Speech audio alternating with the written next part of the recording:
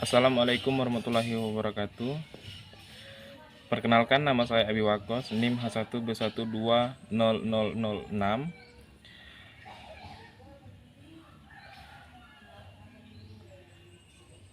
Prodi Ilmu Politik, Fakultas Hukum Universitas Jambi. Di sini saya akan menjawab pertanyaan mata kuliah Pemikiran Politik Indonesia, yaitu pertanyaan pertama, jelaskan apa yang dimaksud dengan pemikiran politik dan jelaskan relevansi pemikiran politik yang dipelajari sebagai ilmu pengetahuan. Di sini saya akan menjawab, pemikiran politik adalah ide atau gagasan tentang perwujudan masyarakat, bangsa, dan negara, yang dimana sistem politik ideal yang dicita-citakan, serta cara pencapaiannya. Ide atau gagasan tentang sistem politik ideal diperlukan sebagai pedoman penentu arah perilaku politik seseorang, sekelompok orang, atau elit politik, masyarakat, bangsa, dan negara. Ide atau gagasan tentang masyarakat, bangsa, dan negara, ideal tersebut tidak hanya dalam bidang politik, melainkan meliputi hampir seluruh segi kehidupan manusia. Tentu, relevansi pemikiran politik dan ilmu pengetahuan adalah pemikiran politik yang merupakan bagian dari ilmu sosial yang memiliki objek kajian-kajian di dalamnya. Kegiatan sosial ataupun politik yang berhubungan dengan masyarakat yang saling mempengaruhi di dalamnya.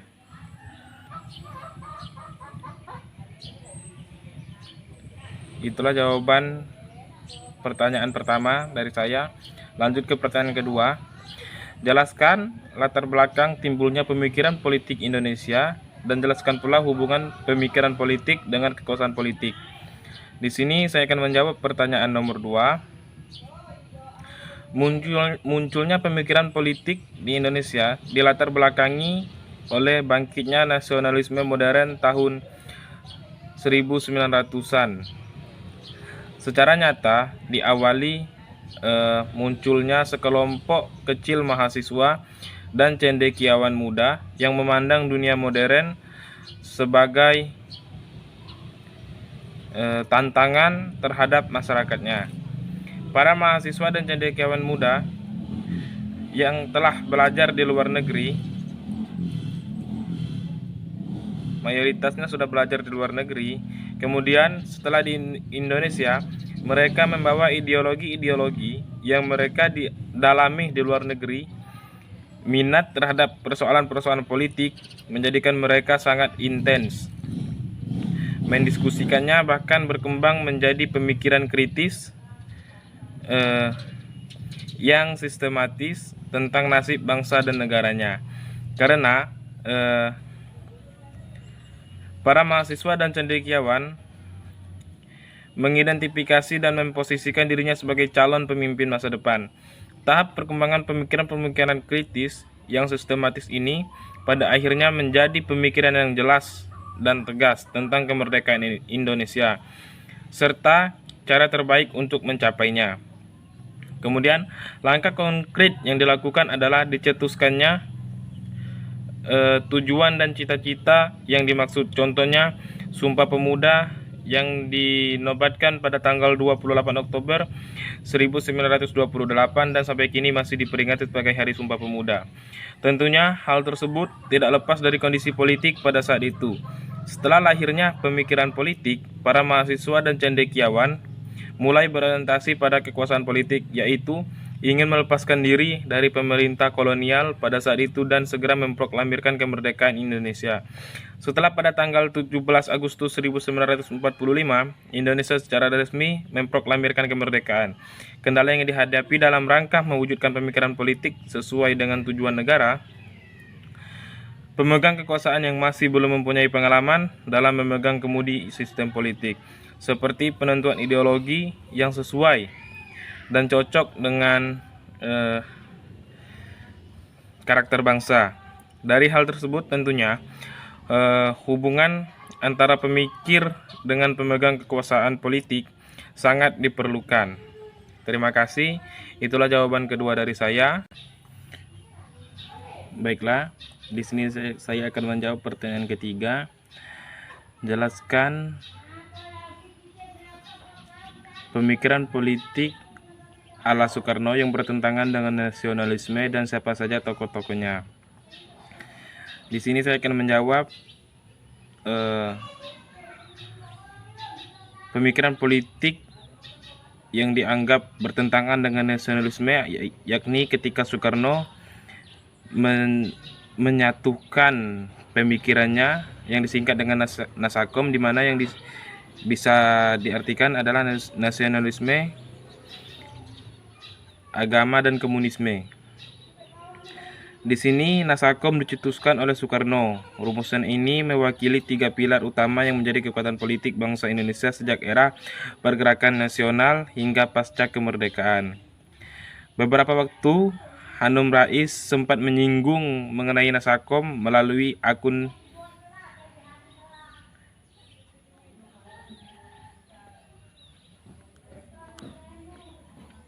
Nasakom sendiri menjadi ciri khas era demokrasi terpimpin yang berlangsung pada 1959 hingga 1965.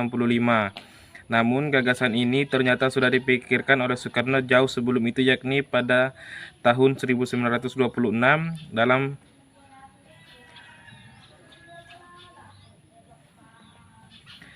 dengan jalan yang kurang sempurna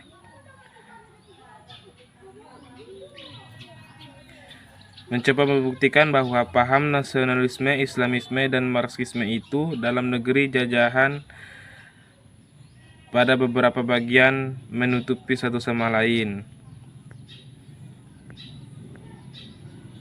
Soekarno Muda menilai ada 3 aliran politik yang menjadi pilar pergerakan nasional dalam kehidupan bangsa pada zaman kolonial Hindia Belanda kala itu. Pertama adalah kelompok nasionalis yang diwakili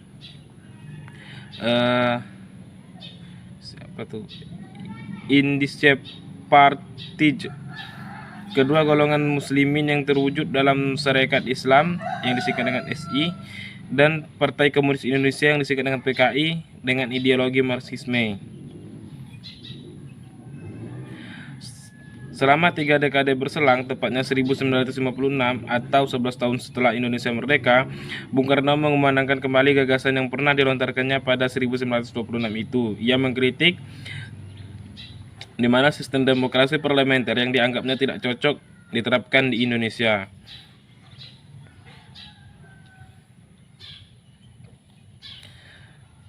Di mana pemikiran politik Bung Hatta yang ditulis oleh Zulfikri Sulaiman pada tahun 2010 pada bukunya Demokrasi Parlementer Melindungi Sistem Kapitalisme, karena menurut Soekarno parlemen dikuasai oleh kaum borjuis dan oleh karenanya tidak akan bisa memakmurkan rakyat. Tak hanya itu, Bung Karno juga menganggap sistem demokrasi parlementer juga bisa membahayakan pemerintahan.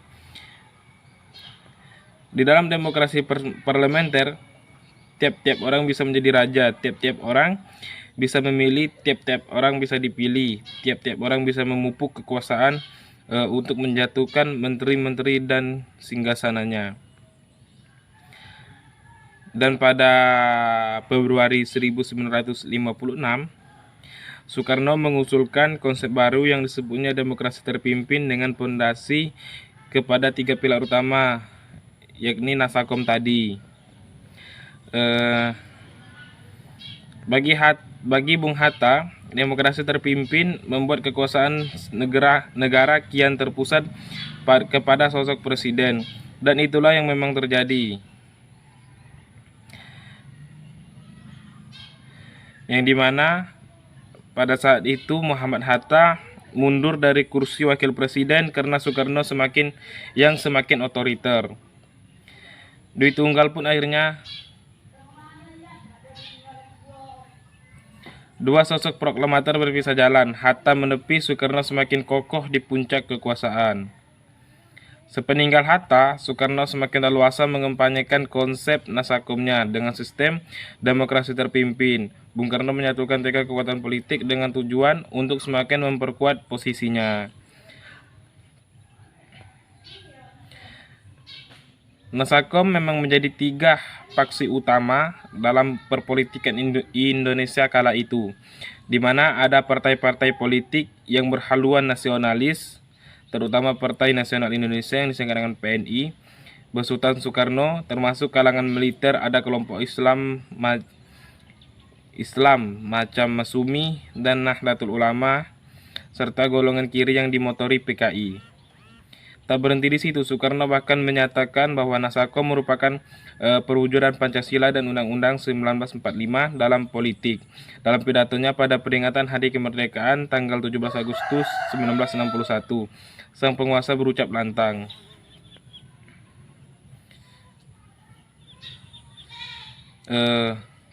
kemudian kampanye Nasakom bahkan sampai dibawa Bung Karno ke forum internasional dalam sidang Majelis Umum Perserikatan Bangsa-Bangsa yang disingkat dengan PBB pada 30 September 1960 di New York, Amerika Serikat. Pemahaman komunisme di sini adalah sebagai sosialisme karena dasar pemikirannya adalah prinsip keadilan sosial yang juga menjadi dasar pemikiran politik Karl Marx.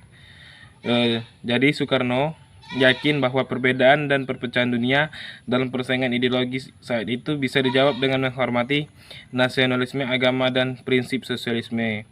Namun hal itu bertentangan dengan pemikiran Bung Hatta, sehingga Bung Hatta mengundurkan diri dari jabatannya yakni sebagai wakil presiden. Jadi di sini sosok tokoh yang paling merasa Nasakom itu tidak konkret dan bertentangan dengan nasionalisme yang sebenarnya, dan pada saat itulah kedua proklamator itu berpisah jalan atau tidak sehaluan lagi. Terima kasih. Mungkin hanya itu jawaban nomor 3 dari saya. Baiklah, di sini saya akan menjawab pertanyaan nomor 4. 5 aliran politik menurut Herbert Pike dan Lance Kestel. Ada 5 aliran politik. Yang pertama ada komunisme, yang dimana komunisme yang secara langsung maupun tidak langsung mengambil konsep-konsep dari negara barat, walaupun menggunakan idiom politik dan adanya dukungan kuat dari kalangan tradisional Partai Komunis Indonesia PKI, kemudian mengambil bentuk utama komunisme sebagai kekuatan politik. Yang kedua ada sosialisme demokrat. Inspirasi sosialisme demokrat diambil dari pemikiran negara barat. Aliran sosialis demokrat muncul dalam Partai Sosialis Indonesia yang disingkat dengan PSI. Kemudian ada Islam. Islam yang terbagi menjadi dua bagian, yakni kelompok Islam reformis atau modernis berpusat pada Partai Masumi. Kemudian ada kelompok Islam konservatif atau tradisionalis berpusat pada Nahdlatul Ulama. Kemudian ada nasionalisme radikal. Nasionalisme radikal aliran yang timbul atas respon terhadap kolonialisme serta berpusat dalam Partai Nasionalisme Indonesia yang disingkat dengan PNI. Kemudian ada tradisionalisme Jawa. Tradisionalisme Jawa atau dikenal dengan penganut tradisi Jawa. Kontroversialnya kemunculan aliran tradisionalisme Jawa karena kemunculannya bukan sebagai kekuatan politik formal, namun mempengaruhi secara pandang para tokoh politik pada kelompok-kelompok teosofis, kemudian dan Partai Indonesia Raya PIR, sehingga mempengaruhi birokrasi pemerintahan. Berdasarkan pemikiran Page bahwa hanya dengan pembagian 4 partai tidaklah lengkap sebagai pembagian arena politik Indonesia, sehingga Page lebih memilih 5 pembagian pemikiran politik di Indonesia karena lebih dari satu aliran politik yang mempengaruhi 2 dari pembagian 4 partai. Contohnya Nahdlatul Ulama yang tidak mengembangkan konsep-konsep yang berhubungan dengan perpolitikan modern, sehingga para tokoh Nahdlatul Ulama cenderung ke aliran Masumi. Akhirnya hanya terdapat 2 aliran yang penting, yakni tradisionalisme Jawa dan sosialisme demokratis yang tidak secara khas menjadi aliran politik, salah satu dari keempat partai ulama.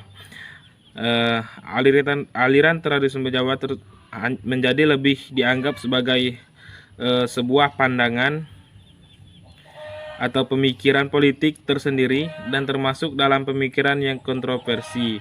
Ide-ide dari aliran tradisionalisme Jawa sangat jelas ada mempunyai pengaruh yang besar. PKI adalah partai golongan komunis di Indonesia yang mengambil konsep-konsep pemikiran dari Barat. Kemudian PSI, partai yang mewakili pemikiran sosialis dan demokratis yang mengambil pemikiran dari Barat, akan tetapi kurang dalam mempengaruhi kalangan masyarakat. Terima kasih.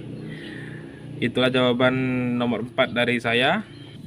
Baiklah, di sini saya akan menjawab pertanyaan nomor 5 mengenai runtuhnya rezim Orde Baru dan masuknya masa reformasi. Lebih dari 3 dekade Soeharto berkuasa sebagai orang nomor 1 di Indonesia. Kinerja baik pemerintah di bawah Soeharto seakan tenggelam oleh peristiwa tragedi Trisakti yang sangat membekas di hati dan pikiran rakyat sampai sekarang. Padahal bila menitik kembali keberhasilan Presiden kedua Indonesia sebagai motor pembangunan patut diapresiasi.